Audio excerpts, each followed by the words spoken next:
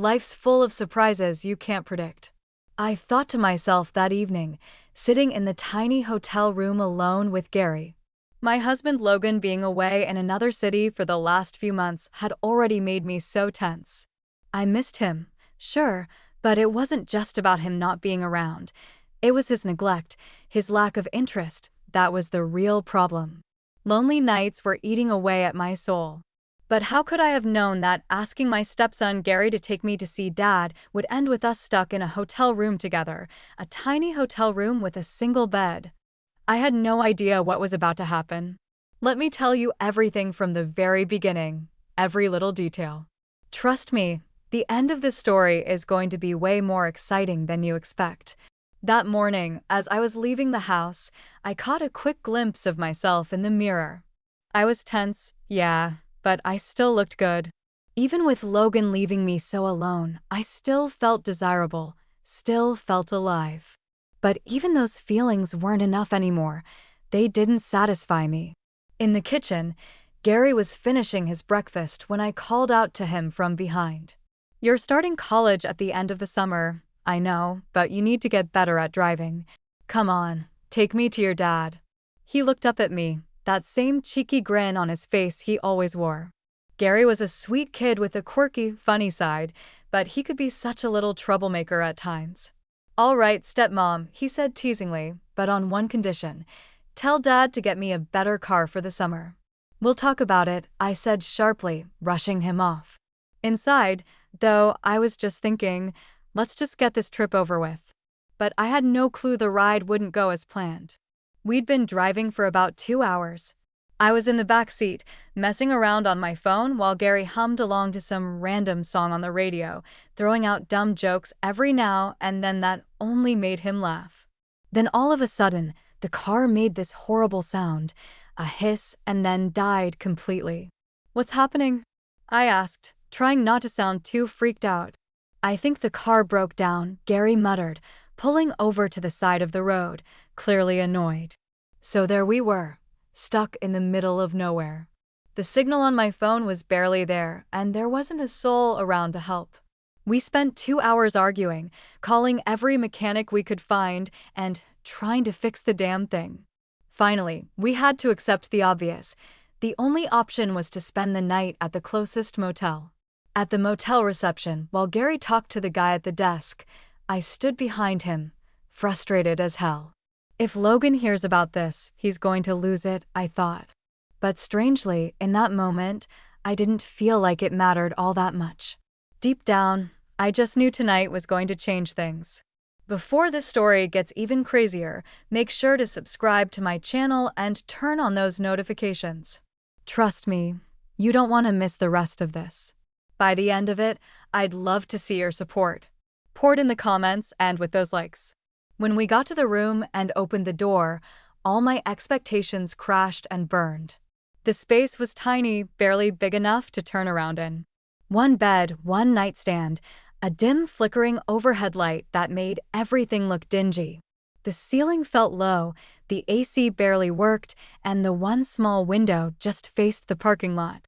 "This is it," I muttered, disappointed. Gary walked in behind me, laughing.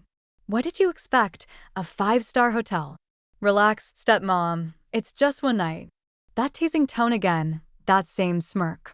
It drove me nuts, but at the same time, it sparked something inside me that I couldn't explain. And even though I hated to admit it, the idea of being stuck here alone with Gary tonight didn't seem all that bad. Gary walked in behind me, laughing. "What were you expecting, a 5-star hotel? We're just here for one night." "Relax, stepmom."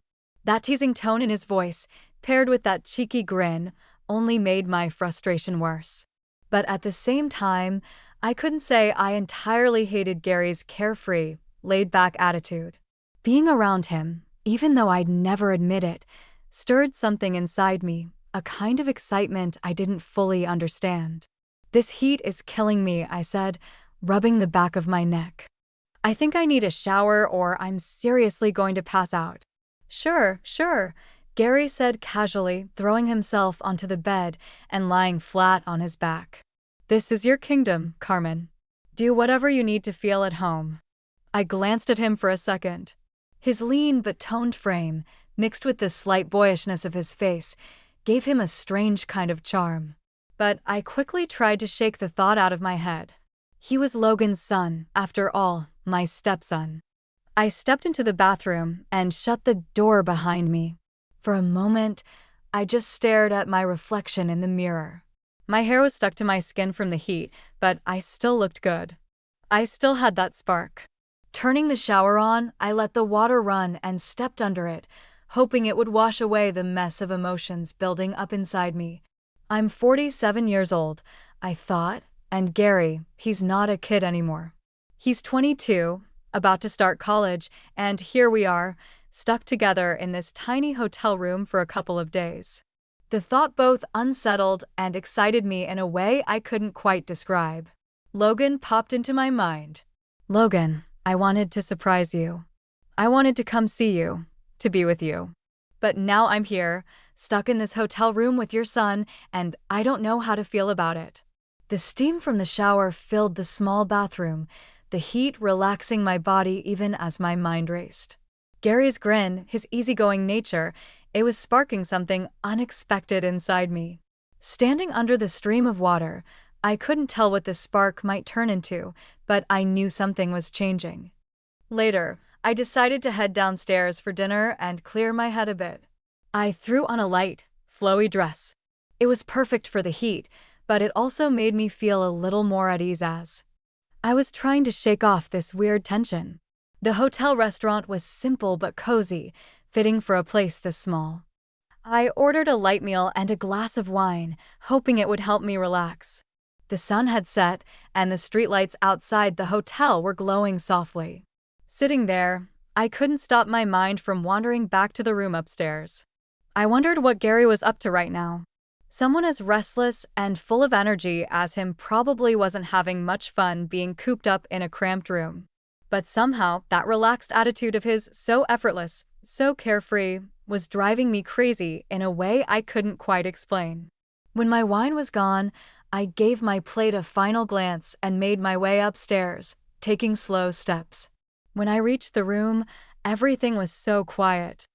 I opened the door, and the sight that greeted me left me momentarily breathless.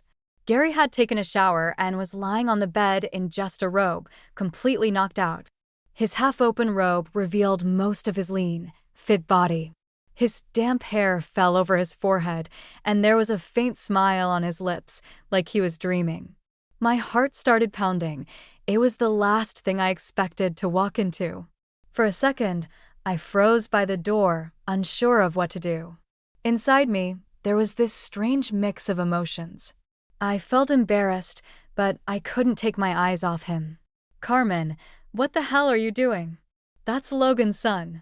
I scolded myself internally, but my eyes betrayed me, drawn to the part of his robe that had slipped further open. What I saw stirred something warm inside me. The small size of the room only made things worse. There wasn't another bed. It was either sleep next to him or spend the rest of the night in a chair. And in this heat, the thought of a chair seemed impossible. I stepped into the room slowly, Gary's steady, rhythmic breathing filling the space. I took a deep breath, trying to focus, but the chaos inside me made it impossible to think straight. I had to pull myself together. Okay, Carmen, I muttered to myself. It's just one night, nothing more. This doesn't mean anything. I wanted to surprise Logan, and now I'm stuck here. Be rational, keep it together. I took a few steps toward the bed and looked at Gary. The innocent expression on his face only made my already tangled thoughts even more complicated.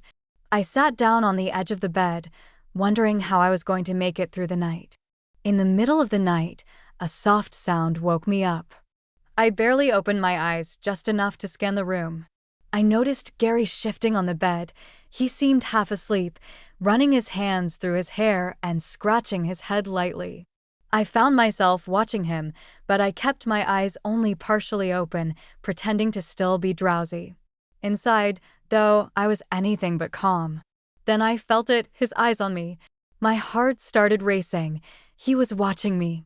I tried to keep up the act, maintaining the sleepy look on my face and staying still, but inside I was buzzing with energy. Untie the belt of his robe. As it loosened, the robe slipped off his shoulders, revealing more of his toned young body. The way his muscles moved slightly with his motions sent a strange warmth through me. I couldn't stop myself. In that moment, I realized two things. I had no control over what was happening, and part of me didn't even want to stop it. Gary pulled out a pair of shorts from the wardrobe. While doing so, he kept glancing back at me as if trying to figure out whether I was awake. His looks made me even more excited. I was trying hard not to give anything away, but at the same time, I let the moment completely take over me. After putting on his shorts, he didn't come back to bed. Instead, he sat on the chair in the corner of the room and just started watching me. Being watched so intently was both unsettling and stirred something indescribable deep inside me. I kept my eyes shut, pretending to sleep, but how long could I really keep up this act? Finally, I couldn't take it anymore and sat up. When my eyes met Gary's, I made sure my voice didn't tremble as I said, without hiding how I felt, "You're making me so excited, Gary." I could feel those words hang in the air. At that moment, I knew nothing would ever be the same again. Gary's eyes flickered for a second, then he took a deep breath and started to speak. "I don't know, Carmen," he said, his voice low but steady. "We've been staying under the same roof for a while now, ever since my dad's been away. The more time we spend together, the more I feel for you. You might not realize it, but sometimes I can't hide the admiration I have for you. Right now, this feels like some kind of dream." His words caught me off guard, but they also stirred something inside me. Gary wasn't looking away. His eyes held mine with a kind of honesty and passion that had me completely captivated. "I got to get up early to get the car fixed," he went on, though his voice sounded like he was trying to convince himself. But his gaze didn't waver, not even a little. "But right now, I just can't take my eyes off you, Carmen." I've never felt this way before. My heart was racing. In that moment, I moved to the edge of the bed and sat down on the chair right in front of him. My eyes locked onto his. The energy between us was so intense it didn't need words. We sat there in silence for a moment before I puckered my lips slightly and fixed my eyes on him. "Gary," I said slowly, my voice carrying both curiosity and a challenge, "are we talking about the same thing?" Gary's gaze deepened, like he wanted to live this moment through feelings rather than words. He didn't reply, but the look in his eyes said it all. And that's when I realized there was no turning back for us. As I stared into his eyes, a surge of courage and uncontrollable desire welled up inside me. The mix of hesitation and passion in his eyes only pushed me further. Taking a deep breath, I started to speak again, my voice calm but firm, drawing his full attention. "When I came into the room, you were asleep. Your robe was a little open, and I couldn't take my eyes off you. It got to me more than I expected. We can't run from these feelings, we both know that." As my words hung in the air, I took a step forward and slowly stood up. His eyes followed my every move, his breathing quickening. I couldn't hold back the excitement surging through me. My fingers reached for the sash on my dress, and as I slowly untied it, I could hear the change in his breathing with every move I made. "I think," I said, my voice dropping to a whisper, "we need to even things out, Gary." I slowly unzipped the back of my dress. The fabric slipped off my shoulders and slid down to the floor. The cool air brushing against my skin only made the heat inside me burn stronger. The look in his eyes said it all: surprise, admiration, and a pull he couldn't resist. The silence between us felt like a bond now, our breaths blending into each other without breaking eye contact. I took another step toward him. "Now," I said in a low voice, "we'll see if we're really talking about the same thing." Gary's eyes stayed locked on me, his expression steady and full of fire. Suddenly, he stood up, never taking his gaze off me, and turned on the room light. The soft glow filled the room as he walked over and locked the door. My heart started racing. At that moment, it felt like the whole world had slowed down, leaving just the two of us. When he took a step toward me, my breathing quickened. He seemed to be trying to read my eyes, but at the same time, he was fully aware of the silent pull between us. As he got closer, his hands found my waist, and the warmth of his touch felt like an electric current running through me. Without saying a word, he leaned in, his eyes dropping to my lips. I didn't object. I couldn't. Everything about this felt natural, like it was meant to happen. When his lips finally met mine, all the tension inside me melted away. His kiss was slow, exploratory, but carried an undeniable passion. My hands instinctively reached for his shoulders, feeling their strength and warmth surround me. The space between us completely disappeared as our breaths mingled. That moment felt like an explosion of all the unspoken emotions between us. Gary's youth and energy collided with the depth of passion I'd carried over the years. It was the start of something, a beginning both terrifying and exhilarating. That night, there was no hiding what we felt for each other anymore. I let myself fall back onto the bed, my body exhausted but my mind racing. My breathing was still uneven. My foot brushed against the fabric of my dress, lying on the floor. I felt Gary's eyes on me, an intense and quiet energy radiating from his gaze. A moment later, he bent down and picked up the dress, his fingers lightly brushing over where my foot had been. Even that simple action sparked through me.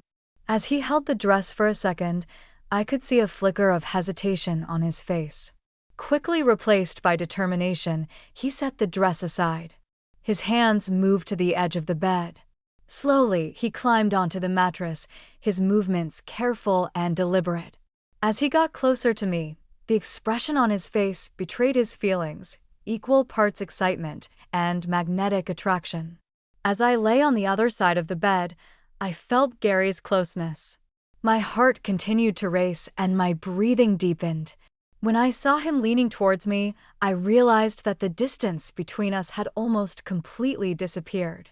It was as if everything had reached a breaking point. There was no going back. What I felt inside me at that moment was overwhelming. It hurt and excited me at the same time. I looked up at the ceiling and could see Gary's face. I was fascinated by the way he was smoothing his hair back from his forehead with his hand. I could see in his eyes what Gary was feeling. He was red, excited, and so happy.